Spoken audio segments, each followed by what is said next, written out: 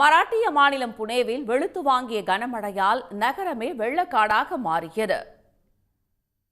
தலைநகர் மும்பை உட்பட மராட்டிய மாநிலத்தின் பல்வேறு இடங்களில் கடந்த சில நாட்களாக மழை பெய்து வருகிறது. இந்நிலையில் புனே நகரில் அதிக கனமழை வெளுத்து வாங்கியது. இதில் எம்ஜி சாலை, பாட்டில் எஸ்டேட், தட்டாவாடி, புலாச்சிவாடி உள்ளிட்ட இடங்களில் சாலைகளில் காட்டாற்று வெள்ளம் பெருக்கெடுத்தது.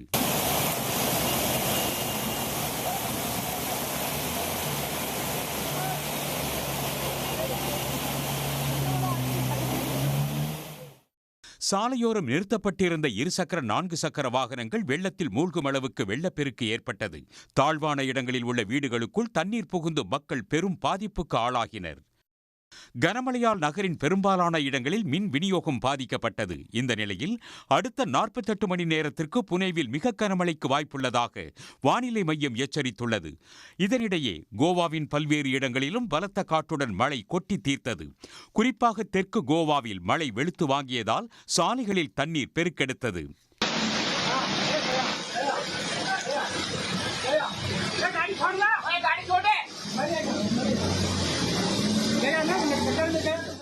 அடுத்த சில நாட்களுக்கும் கோவாவில் மிக கனமழைக்கான ஆரஞ்சு எச்சரிக்கை விடுக்கப்பட்டுள்ளது.